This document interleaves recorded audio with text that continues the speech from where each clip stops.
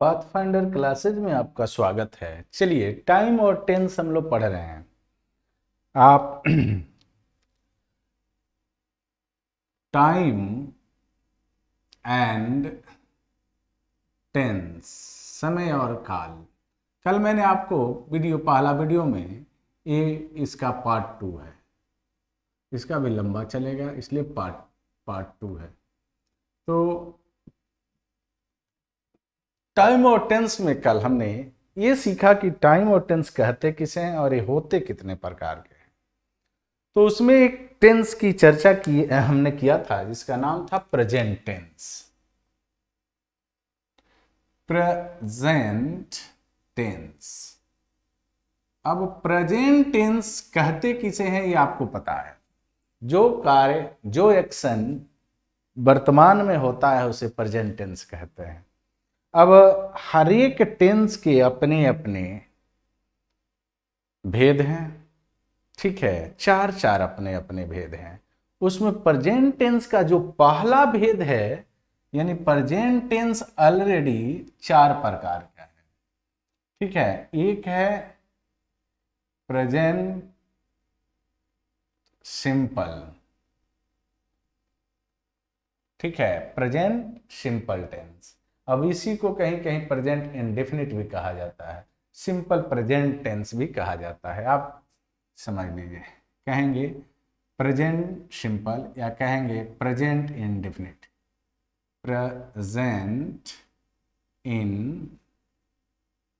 Indefinite tense. दूसरा जो है वो होता है प्रेजेंट प्रोग्रेसिव या कंटिन्यूअस टेंस। और तीसरा जो है उसको कहते हैं प्रेजेंट परफेक्ट टेंस। और जो चौथा है वो होता है प्रेजेंट परफेक्ट कंटिन्यूअस टेंस। आज जो हम पढ़ेंगे, आज जिस टेंस की चर्चा करेंगे वो होगा present simple present, simple present tense, है ना। तो पहले आज हम उसी को पढ़ेंगे जिसको प्रेजेंट इंडेफिनिट के नाम से जाना जाता है। तो चलिए आज शुरू करते हैं।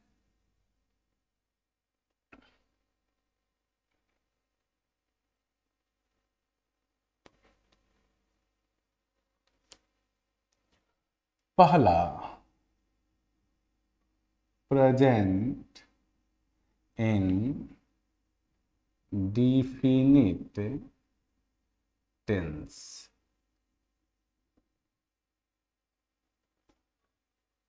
सिंपल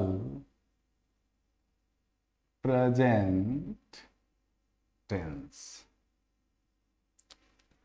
चूंकि अब ट्रांसलेट करना इसमें आप सीखेंगे, इसीलिए सबसे पहले इसकी पहचान होनी चाहिए। पहचान कैसे पहचानेंगे कि कोई वाक्य सिंपल प्रेजेंट टेंस में है या प्रेजेंट इंडेफिनिट में है। तो लिखेंगे कि जिस हिंदी वाक्य के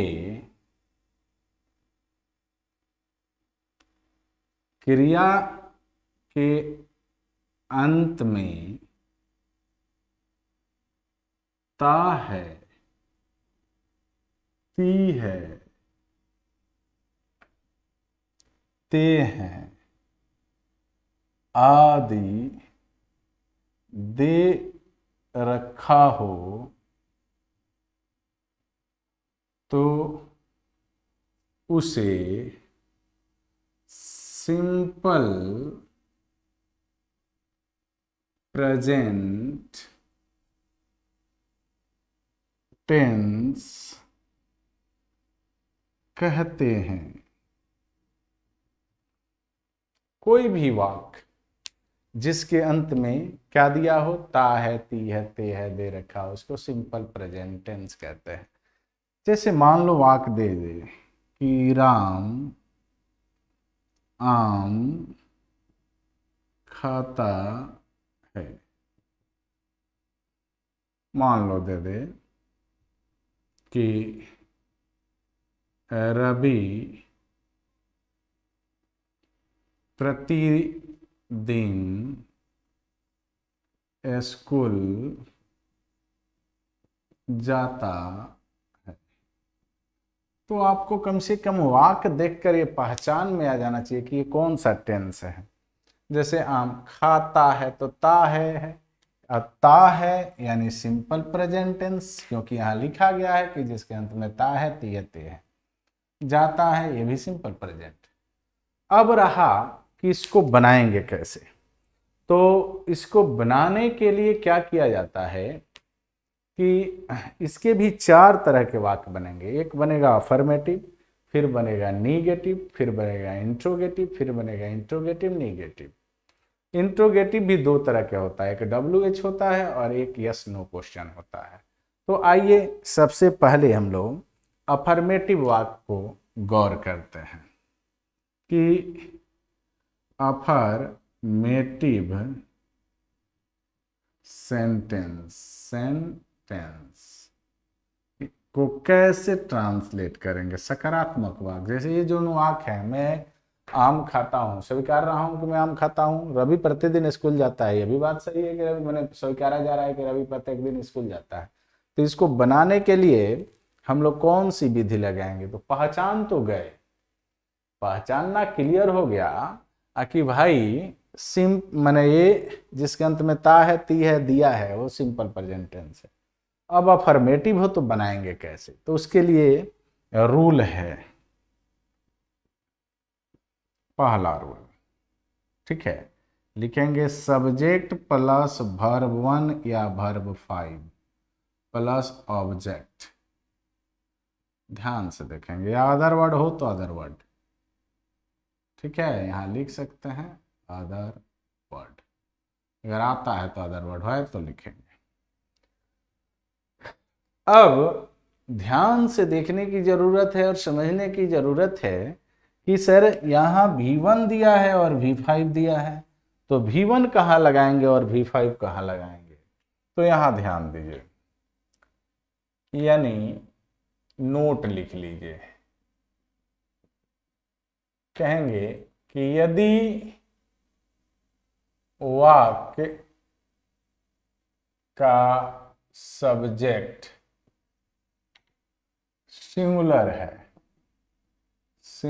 है तो V5 अर्थात V1 प्लस एस या एस लगाते हैं। यानी V5 का निर्माण कैसे होता है बाबू, तो V1 में एस लगा दो या एस लगा दो। दूसरा नोट, अब आपने सीख लिया कि V1 कहाँ लगाएंगे, V5 कहाँ लगाएंगे। अब समझते हैं कि V1 कहाँ लगाएंगे। कहेंगे कि यदि वाक्य का सब्जेक्ट प्लुरल हो तो V1 लगाते हैं। ध्यान देना है, पहचान क्लियर हो गया। आप ये भी जान गए कि अफर्मेटिव सेंटेंस अगर बनाना है तो हमें पहले सब्जेक्ट लगाना होगा, फिर क्रिया का या तो V1 या तो V5 लगाना होगा। अब वहाँ V1 कहाँ लगाना है और V5 कहाँ लगाना है दिखा दिए। और V5 होता क्या है, तो V5 होता है क्रिया में एस या एस लगा हुआ फर्म को V5 कहते हैं। अब आइए इसको देखते हैं। यहाँ दिया है राम आम खाता है, बताइए राम कई आदमी है। तो राम देखेंगे कि अकेले है यानी सिंगुलर है। तो सब्जेक्ट के पहले यहाँ सब्जेक्ट में लिखेंगे राम। अब है आम खाता है, तो खाना यहाँ क्रिया है, खाना का अंग्रेजी होता है इट, लेकिन V5 हो जाएगा उसमें एस लगाकर इट्स, क्या हो जाएगा, इट्स, क्योंकि ये सिंगुलर है इसीलिए, तो हो जाएगा राम इट्स, V5 हो गया, a mango, a mango, Ram it's a mango. चलिए दूसरा वार्ड, रवि प्रतिदिन स्कूल जाता है, फिर वही बात, तो रवि को देखते हैं, तो रवि, अब ध्यान दीजिए तो रवि भी सिंगुलर है, एक ही आदमी है, जाता है तो जाना का अंग्रेजी क्या होता है, गो, और गो में V5 हमको बनाना है तो गोज हो जाएगा, राम गोज टू, कहाँ जाता है, तो स्कूल, आप तब लिखेंगे every day, Ram goes to school every day. एक वाक्य और लिखते हैं जिसमें हम प्लूरल सब्जेक्ट का यूज करेंगे, जैसे मैं कहूं कि हम लोग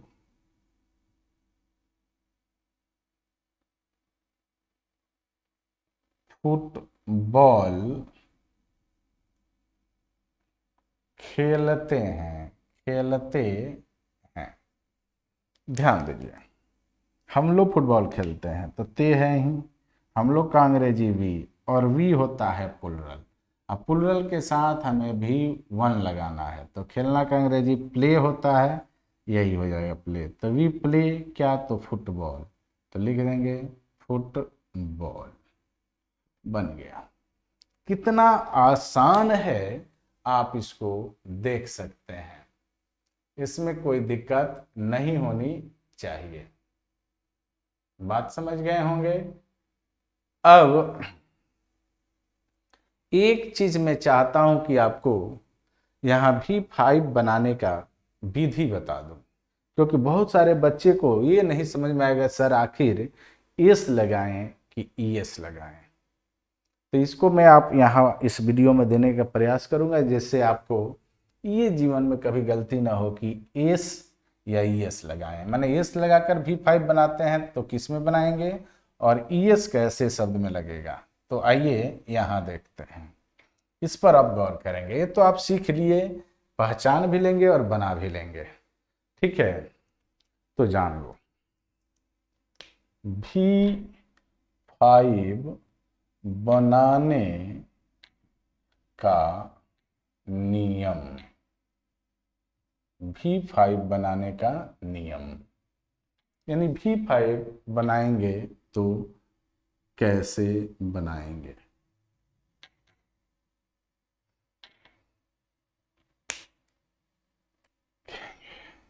पहला,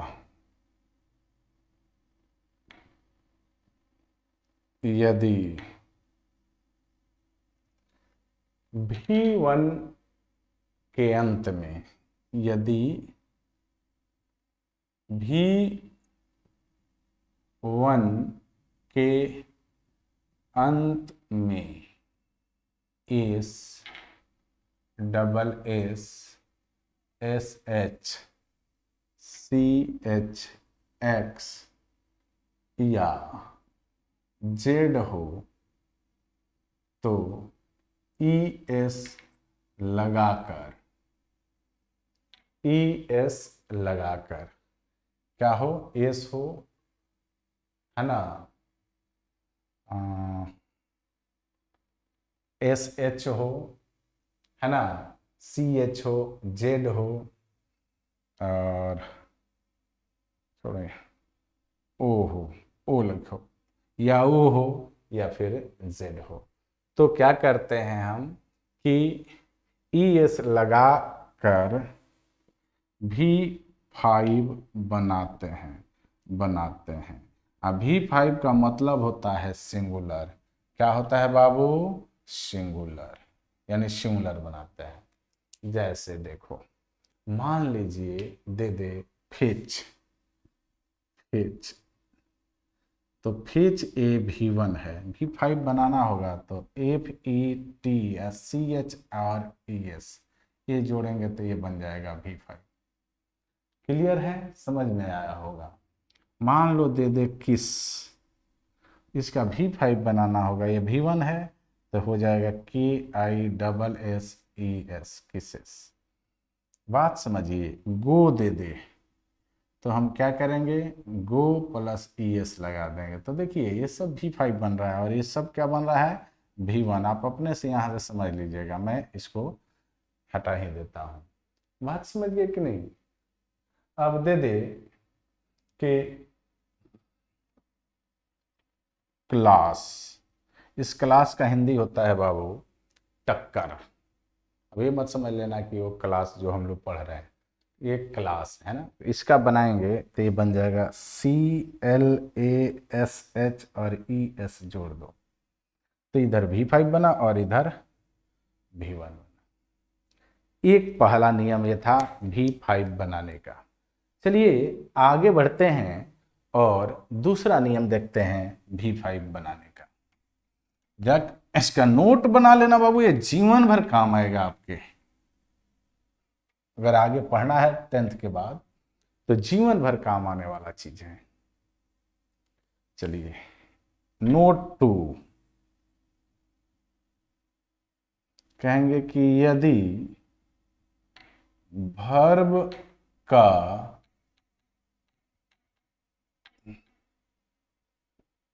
अंतिम अक्षर, यदि वर्ब का अंतिम अक्षर Y हो तथा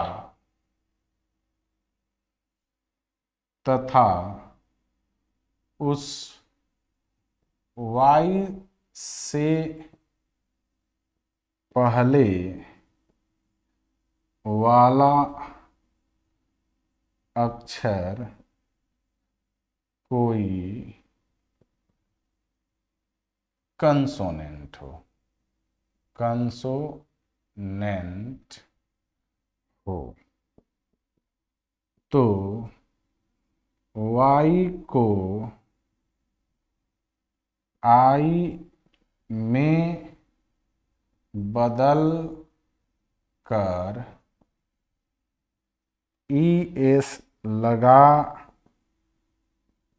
कर V5 बनाते हैं। जैसे मान लो बाबू दे दे फ्लाई, तो ये V1 है, तो देखो इसको बनाएंगे तो IES फ्लाइज है ना जी, ट्राई, तो TRIS ट्राइज बनेगा कि नहीं। उसलिए कराई, उसी तरह वेरीफाइज, तो ये बन रहा है V5 और O।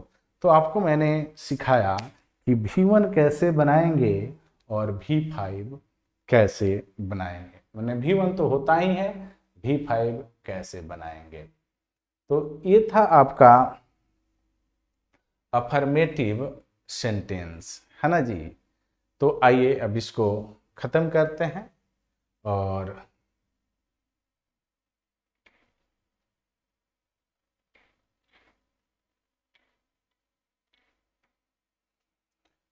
बात करते हैं निगेटिव सेंटेंस के।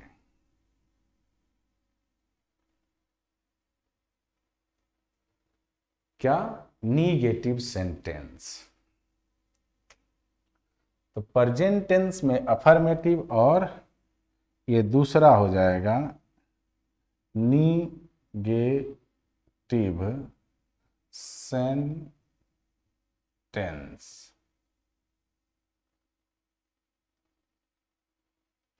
तो निगेटिव सेंटेंस में क्या होता है बाबू, उसको नकारा जाता है, जिसमें मैं बाजार नहीं जाता हूँ, राम रोटी नहीं खाता है, लता नहीं पढ़ती है, तो इसको जो नकारता है वही होता है इंट्रोगेटिव। तो इंट्रोगेटिव सेंटेंस का सबसे पहले हम लोग रूल जान लें, यानी फॉर्मूला जान लें, कि क्या होता है।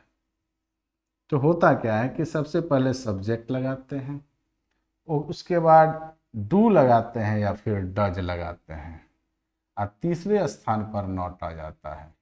और अब यहाँ V1 लगाते हैं बाबू, याद रखना कि वहाँ V5 भी लगता था, लेकिन निगेटिव में हमेशा V1 लगता है।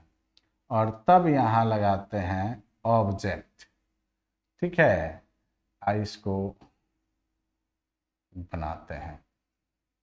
जैसे मैं कह दूं कि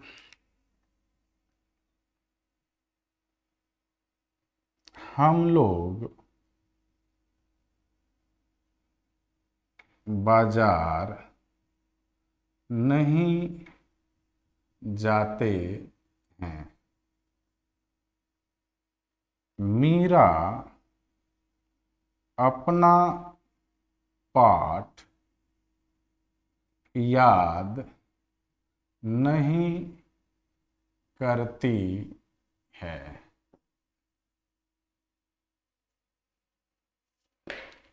मोहन अपना पाठ याद नहीं करता है। वे लोग अपना काम नहीं करते हैं। कुछ चीज है, इसीलिए इसी टाइप का वाक्य बनाया हूं, आप ध्यान देना। यहां मैंने कहा कि जिस क्रिया के अंत में ता है, ती है, ते हैं, तो उसी को हम सिंपल प्रेजेंट टेंस समझ लेंगे। अफर्मेटिव आप देख लिए, निगेटिव का मतलब होता है उसमें कहीं ना कहीं नकारात्मक शब्द दिया रहेगा, जिसमें सब में नॉट नहीं दिया है, यानी ये वाक्य नकारात्मक है। और इसको बनाने के लिए एक सीधा साधारण सा रूल आपके सामने रखा गया है कि सब्जेक्ट के पास डू या डज या भी नॉट, उसका V1 और V5।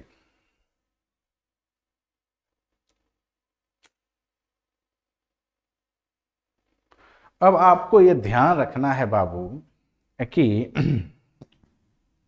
भी देखिए ये जो डज है वो सिंगुलर होता है, यानी जहां V5 लगा रहे थे वहां डज वाला में लगाएंगे, माने जिस सब्जेक्ट के साथ V5 लगता है उस सब्जेक्ट के साथ डज लगेगा। क्लियर है? और जिस सब्जेक्ट के साथ V1 लगता है वहां पर डू लगेगा। क्लियर है? तो देखिए कह रहा है कि हम लोग बाजार नहीं जाते हैं, तो हम लोग का अंग्रेजी हो गया वी के साथ वहां V1 लग रहा था इसलिए यहां डू लगे, वी डू नॉट, अभी वन हो जाएगा गो टू मार्केट। दूसरा है मीरा अपना पाठ याद नहीं करती है। कौन नहीं करती है? तो यहाँ सब्जेक्ट है मीरा, मीरा सिंगुलर है इसलिए डज आएगा, मीरा डज नॉट। याद करना क्या होता है? री मेंबर हर लेसन। ठीक है। अगला है मोहन अपना पाठ याद नहीं करता है, तो ये हो जाएगा Mohan does not remember his lesson. अब देखिए अच्छे पहले देख लेते हैं लेसन। अगला है वे लोग अपना काम नहीं करते हैं। वे मतलब दे मतलब प्लुरल के साथ डू आ जाएगा, they do not, they do not do, और यहाँ दे के लिए हो जाएगा देयर वर्क। अब मैं इतना वाक्य अपना अपना क्यों लिखा? क्योंकि अपना अपना का अंग्रेजी कुछ अलग अलग होता है। बात समझ गए? तो आप देख लिए कि कहाँ पर क्या लगा। अब मैं एक चीज आज और बता दूं स्पेशल, अपना का अंग्रेजी। अपना का अंग्रेजी क्या क्या हो सकता है ध्यान दीजिए। अगर वाक्य का सब्जेक्ट आई है तो अपना का अंग्रेजी माई होगा। यदि वाक्य का सब्जेक्ट वी है तो अपना का अंग्रेजी आवर होगा। यदि वाक्य का सब्जेक्ट यू है तो अपना का अंग्रेजी योर हो जाएगा। यदि वाक्य का सब्जेक्ट ही है तो अपना का अंग्रेजी हीज हो जाएगा। यदि सी है सब्जेक्ट तो ये हर हो जाएगा, और दे है तो देयर हो जाएगा। इसी तरह ध्यान देना, यदि राम हो जाए तो राम के लिए हीज लगा देंगे, लेकिन अगर सीता हो जाए, मीरा हो जाए तो हर लगा देंगे। उसी तरह राम एंड श्याम अगर आ जाए तो देयर हो जाएगा। या फिर उसी तरह प्लुरल सब्जेक्ट आ जाए, प्लुरल सब्जेक्ट आ जाए, जैसे बॉयज गर्ल्स है ना, तो यहाँ भी देयर हो जाएगा। ये अपना का अंग्रेजी होता है, जरूर लिख लेना, यही परेशान करता है। जैसे देखिए यहाँ आप गौर करें तो मोहन के लिए मैंने हिज लगाया है, वहीं यहाँ ये मीरा है तो हर लगा, और दे हैं तो देयर लगा है। समझ रहे हैं ना? अगर ये गलती हो गई तो गलती हो गई। तो चलिए, मैंने सिंपल प्रेजेंट टेंस में आपको आज मैं समझाया कि सिंपल प्रेजेंट टेंस होता क्या है, और सिंपल प्रेजेंट टेंस में उसका अफर्मेटिव सेंटेंस बताए, और अफर्मेटिव सेंटेंस में जो वर्ब का रूप था V1 और V5, तो V5 कैसे बनता है वो भी आपको समझाया, और लगता कहाँ है ये भी हमने आपको बता दिया। अब उसके बाद हमने निगेटिव पढ़ा और निगेटिव को आपने देखा। अब मैं कल आपको इसका दो और बचा है, इंट्रोगेटिव और इंट्रोगेटिव निगेटिव। अब इंट्रोगेटिव निगेटिव में WH भी होगा और यस नो होगा, उसके बाद इसके यूजेज, तब जाके आपका सिंपल प्रेजेंट टेंस खत्म होगा। चलिए फिर मिलते हैं अगले वीडियो में, तब तक के लिए गुड बाय।